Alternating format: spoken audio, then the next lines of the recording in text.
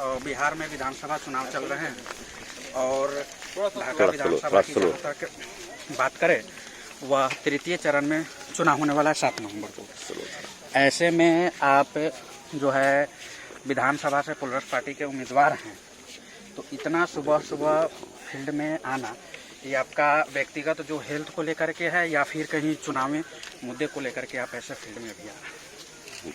देखिए, सबसे पहली बात तो हम डॉक्टर हैं, अपने स्वास्थ्य का ख्याल बहुत अच्छा से रखते हैं।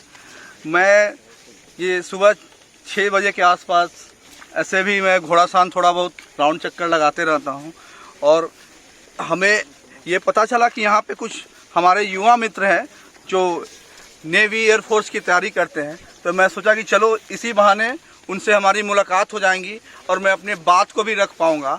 इसी चीज़ को मद्देनज़र रखते हुए मैं आज ये सुबह 6 बजे के आसपास मैं यहाँ पे इस फील्ड में पहुँचा और उसके बाद अपने युवा मित्रों को मैंने अपनी बात रखी, उनको समझाई ये सारी बातें। जहाँ तक कि नामांकन का भी तिथियों का तृतीय चरण के जारी हो गया है, ऐसे में आपने नामांकन के लिए किस दिन को या किस डेट को चुना है? देखिए, नामांकन की जो प्रक्रिया है वो तो यहाँ पे जो तृतीय चरण में जो 20 तारीख तक है, मैंने डिसाइड किया है 16 या 17 को शायद मेरी नामांकन होगी। मैं इस चीज़ों पे अभी काम कर रहा हूँ, क्योंकि आपको पता है सरकार ने हमारे 28 उम्मीदवारों को जो पहले लिस्ट में थी उनको जो इलेक्शन कमीशन ऑफ इंडिया ने किस बेसिस पे खारिज किया ये मुझे नहीं पता है। जनरली उन लोगों ने अभी कारण नहीं बताया है।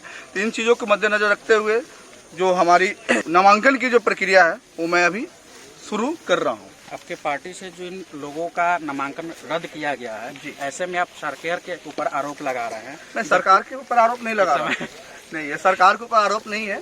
मतलब कि अगर मान लीजिए, जहाँ तक मैं जानता था कि हाँ, कभी भी जब किसी की उम्मीदवारी खारिज होती है तो उन्हें नोटिस दी जाती है और कारण बताई जाती है कि क्या कारण है।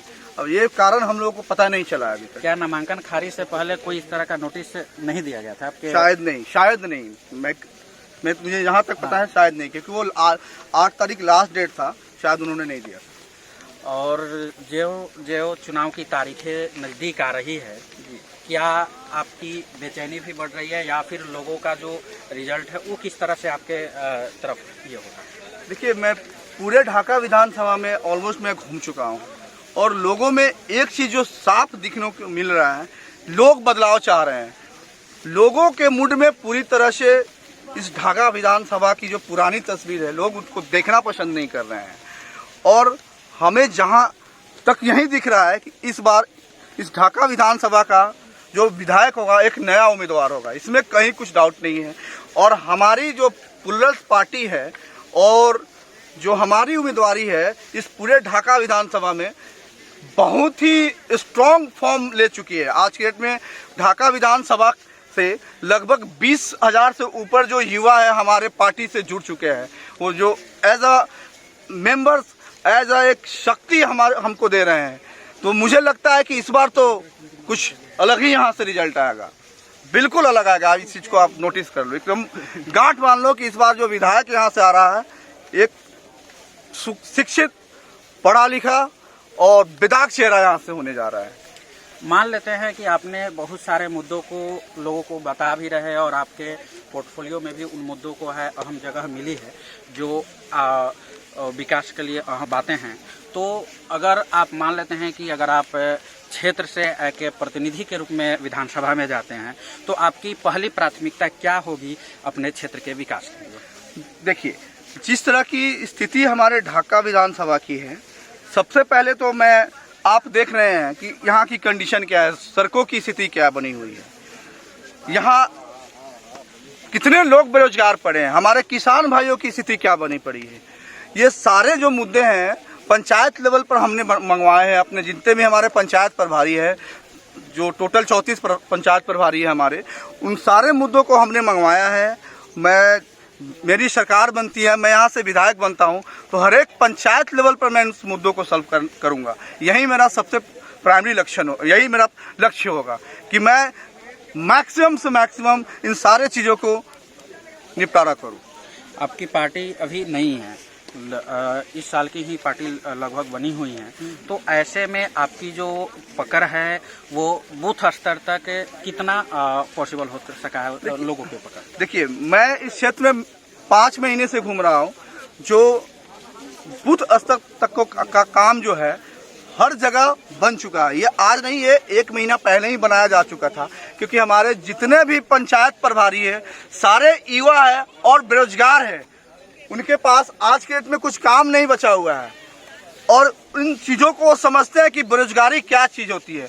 उनमें एक अलग ही उन्माद है कि हमें इस सरकार के खिलाफ काम करना है, इस सरकार को उखाड़ फेंकना है।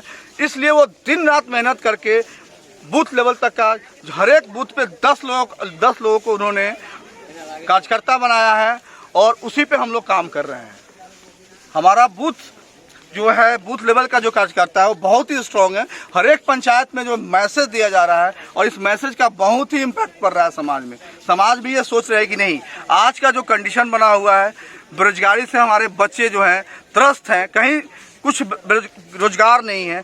किसान जो है उनकी हालत ख़राब हो चुकी है, क्योंकि यहाँ ग्रामीण इलाका ही आता है, कृषि पे ही सब कुछ डिपेंड होता है यहाँ के लोगों का।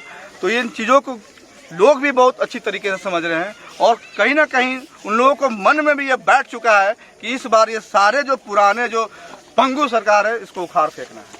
अभी आप कृषि की बात कर रहा है, अगर कहा जाए तो बिहार की अगर आर्थिक रीढ़ का अगर हम कृषि को कहें तो अतिशयोक्ति नहीं होगी, क्योंकि यहाँ इंडस्ट्रियल उतना है नहीं। लोगों का एक अगर आर्थिक अगर उसका बेस है तो वो कृषि है। लेकिन यहाँ की जो कृषि है, यहाँ के अधिकतर किसान जो है वे उस हद तक प्रशिक्षित नहीं है कि वे अपने ज़मीन को से और अधिक उपजाऊ कर सके। हमारा मुद्दा हर एक वर्ग के लिए है, चाहे वो किसान हो, मजदूर हो, युवा हो।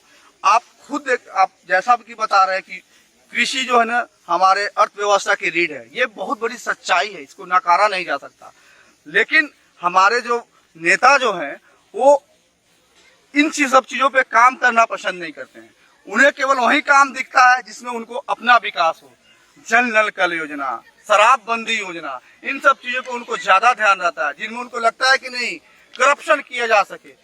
हमारी सरकार आएगी तो हमारे सरकार का जो बना हुआ है विजन 2020 to 2030, उसमें यह सारी चीज़ें मेंशन है। और हम लोगों ने यही डिसाइड किया है, हमारी जब सरकार बनेगी तो कृषि से संबंधित जितने भी फैक्ट्रियां हैं उसको लगाया जाएगा।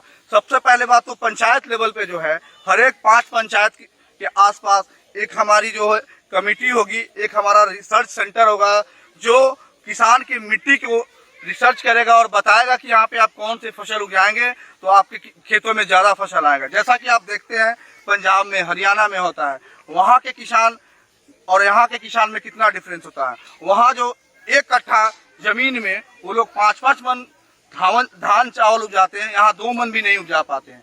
इसका कारण क्या है कि यहाँ की सरकार न खाद की व्यवस्था करती है, न सिंचाई की व्यवस्था करती है, न हाइब्रिड ब्रीड जो सीड बीज होता है उसके बारे में कोई व्यवस्था नहीं रहती है।